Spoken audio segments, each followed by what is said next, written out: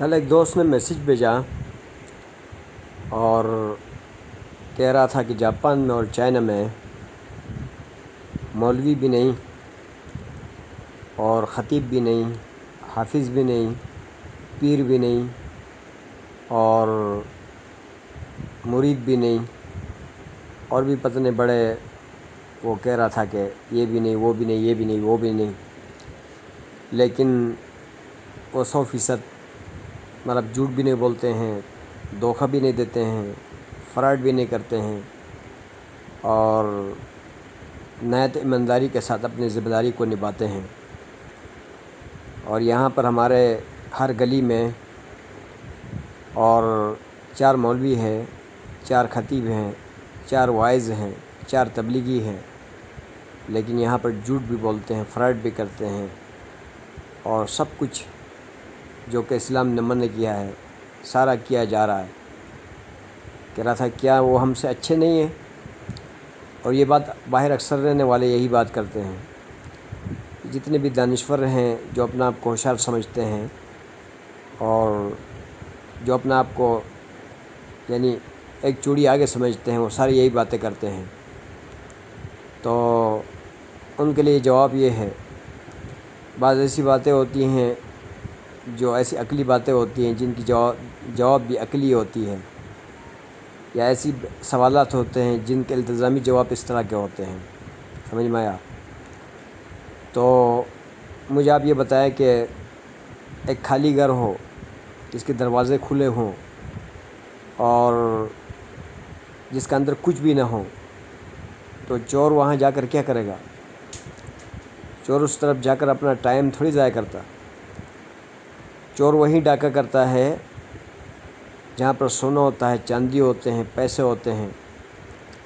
اس لیے دیکھا آپ نے کہ جیولرز کے دکانوں کے باہر جو ہیں وہ سیکورٹی گارڈ بٹھائے جاتے ہیں، 2 دروازے لگائے جاتے ہیں، اور بینکوں کے باہر کئی سیکورٹی گارڈ اڑتے ہیں، اندر بھی ہوتے ہیں۔ اور اسی طرح جتنی بڑی دکان ہوگی اتنی ہی اس کی انتظامات سخت ہوں گے، کیونکہ ان کو پتہ ہے یہاں ڈاکہ پڑے گا، چوری ہو جائے گی۔ تو اسی طرح ان کی مثال اور ہماری مثال ہے کہ ان کے پاس ایمان نہیں ہے، اور جس کی بنیاد پر سارا اعمال ہوتے ہیں، اور جو یعنی ایمان باللہ نہیں ہے، ایمان بالرسول نہیں ہے، ایمان بالملائکہ نہیں ہے، ایمان بالکتب نہیں ہے، ایمان بالآخرہ نہیں ہے، ایمان بالتقدیر والخیر نہیں ہے، جس کے اوپر اعمال کا سارا دار و مدار ہوتا ہے۔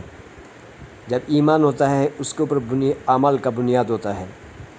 تو جب ان کے پاس ایمان نہیں تو ان کے پاس عمل نہیں۔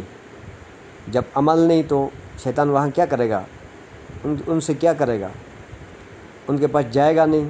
ظاہر بات ہے، جھوٹ تو شیطان بلواتا ہے، اور چوری تو شیطان کرواتا ہے، قتل شیطان کرواتا ہے، فراڈ شیطان کرواتا ہے، جو انسان کے اوپر حاوی ہے۔